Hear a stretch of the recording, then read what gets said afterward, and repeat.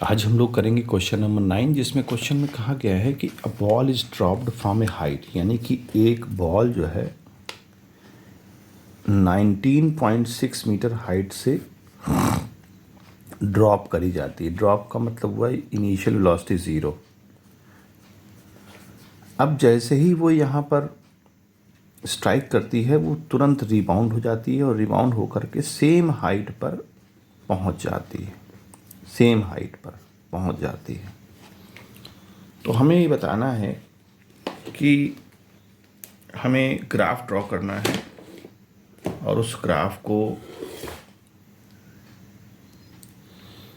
जो कि xt के बीच में, यानी डिस्टेंस और टाइम, वेलोसिटी टाइम और एक्सेलरेशन और टाइम के बीच में ग्राफ ड्रॉ करना है।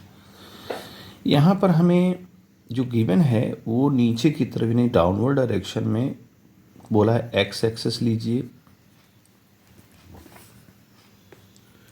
और पॉजिटिव है। ये नीचे की जो डायरेक्शन है डाउनवर्ड वो पॉजिटिव एक्स एक्सिस में है।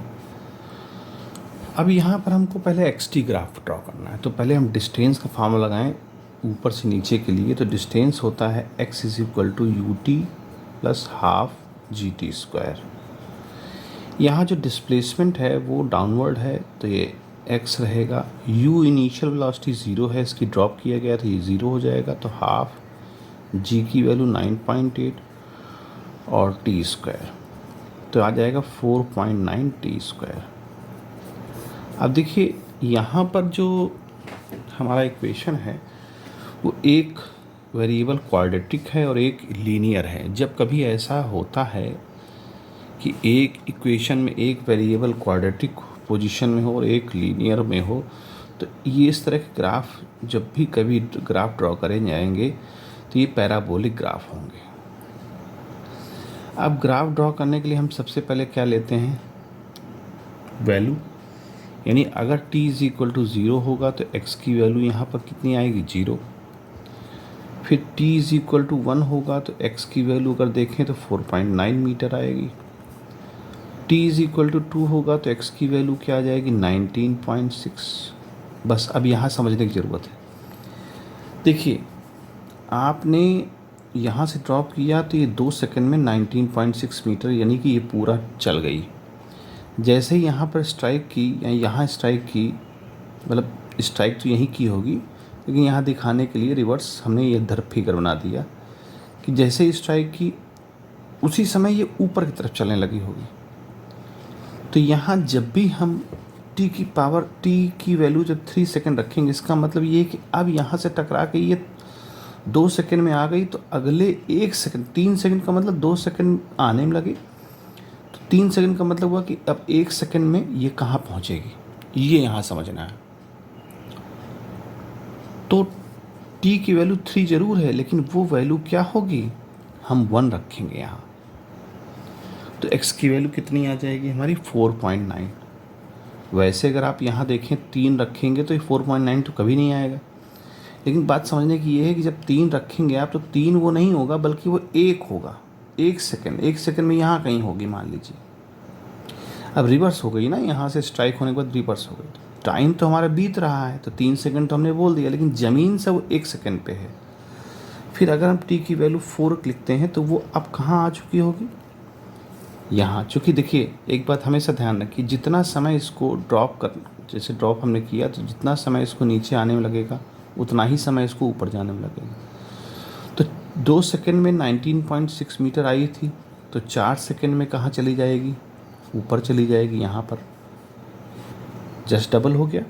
तो यानी कि 19.6 मीटर ट्रेवल कर लेगी। हम ये नहीं कि यहाँ वैल्यू रखें 3 का स्क्वायर करें और 4 का स्क्वायर करें तो वो आंसर नहीं एलिजिबल रहेगा। तो यहाँ दिमाग लगाना है। अब हम ग्राफ ड्रॉ कर लेते हैं। देखिए ये टाइम का ले लिए, देखिए 0 से लेकर के 4 मीटर तक 4 सेकंड तक ट्रेवल करना है, यानी 2 सेकंड में ये सबसे ऊपर चली जाती है। तो यहाँ से हमको ये लगभग जो है ग्राफ ऐसा आएगा, इस तरह से आएगा। अगर आप देखेंगे इसको तो 4.9, 19.6 अगर आप इसको ड्रॉ करेंगे तो ये अप्रॉक्स ऐसा आएगा। फिर जस्ट जो है ये लौटना, जैसे मैंने आया फिर लौटना शुरू किया, तो ये लौटने के लिए मतलब हाइट एक तरह से इसकी कम हो रही है, कम हो रही है, कम हो रही है, क्योंकि इनिशियल पोजीशन यही थी। तो यहाँ से दूर हो गई अपने इनिशियल पोजीशन से, फिर अपने इनिशियल पोजीशन की तरफ लौट रही, तो ये ग्राफ नीचे की तरफ आएगा, यानी जीरो की तरफ बढ़ेगा। तो इस तरह से इस ग्राफ को, ये तो पैराबोलिक ग्राफ है ये, तो ये इसका ग्राफ ये इस तरह ड्रा होगा। अब बात कर लेते हैं वेलोसिटी टाइम ग्राफ की। तो वेलोसिटी का फार्मूला हमारे पास क्या है, देखिए सबसे पहले तो वेलोसिटी के लिए हम लोग फार्मूला लगाएंगे v is equal to u plus a t. अब v हमारी क्या है, final velocity. u initial a था, अब यहाँ u तो 0 था, a की जगह क्या रखेंगे 9.8 और t, यानी कि एक ये रिलेशन आ गया। अब यहाँ पर हम वैल्यूज़ पुट करते जाएंगे तो वैल्यूज़ आती जाएंगी। तो देखिए सबसे पहले हम t की वैल्यू 1 रखते हैं, जैसे t की वैल्यू 1 रखेंगे तो v कितना आएगा 0, सॉरी t की जगह 0 रखते हैं तो v 0 आएगा। अब t 1 रखते हैं तो v की वैल्यू कितनी होगी 9.8, जैसे ही t की वैल्यू 2 रखेंगे तो v की वैल्यू कितनी आ जाएगी 19.6। बस यहीं रुकना है। देखिए यहाँ पर हमने एक्स टी ग्राफ में देखा था कि 2 मीटर में 2 सेकंड में नीचे आ जाती है, तो यही रूल इसके लिए भी फॉलो होगा कि भाई 2 सेकंड में जब यहाँ आ गई तो ये वाली जो वेलोसिटी है ये मैक्सिमम हो गई ग्राउंड से गिरने के पहले, और जैसे ही ग्राउंड में गिरेगी ये तुरंत रिवर्स हो जाएगी, यानी विदिन नेग्लिजिबल सेकेंड्स में। जैसे 2 सेकंड में ये आई तो बिल्कुल उसी समय अगर हम कहें कि ये स्ट्राइक करके, अगर इलास्टिसिटी बिल्कुल इसकी जो है बहुत स्ट्रांग हो, है ना, तो वो तुरंत जो है उसी समय वापस लौट जाएगी। तो जैसे ही हम t की वैल्यू 3 रखेंगे तो 3 का बिल्कुल कतई मतलब नहीं है कि 3 लिटरली यहाँ रखना है।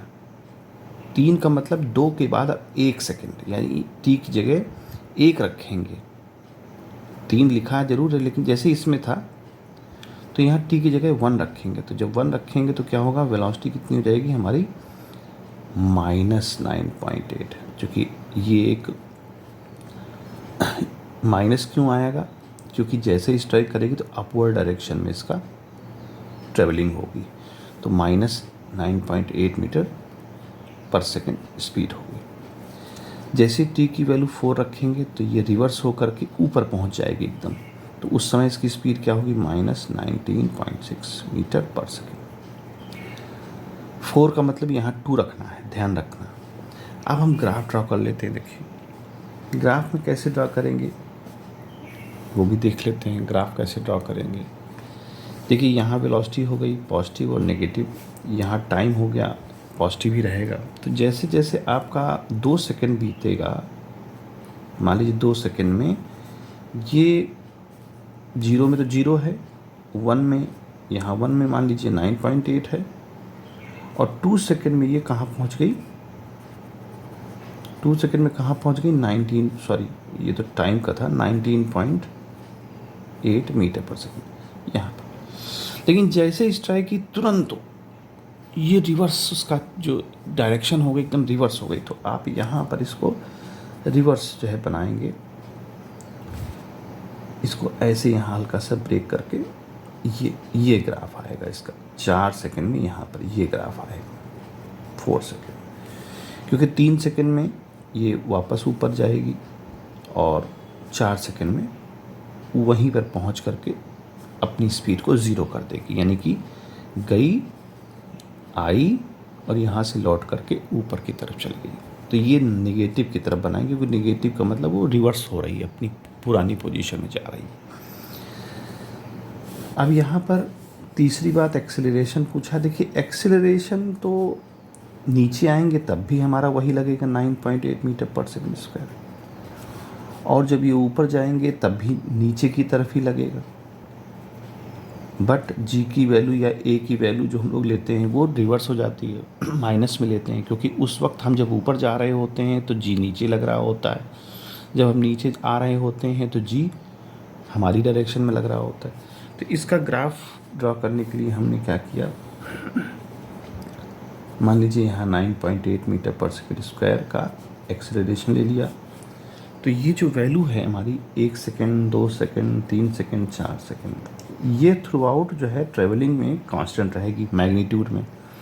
तो जैसे ही हम 2 सेकेंड में नीचे आते हैं तो देखो नीचे आने में तो डायरेक्शन 9.8 मीटर पर सेकेंड स्क्वायर नीचे ही है। जैसे ही हम स्ट्राइक करते हैं ग्राउंड से, बॉल जैसे ही ग्राउंड से स्ट्राइक करती है, तुरंत देखिए जब जैसे ही स्ट्राइक करेगी ज़मीन पर, जैसे ही स्ट्राइक करेगी ज़मीन पर, तो यहाँ जी की वैल्यू शून्य हो चुकी होगी, मतलब जी उस समय काम नहीं करेगा।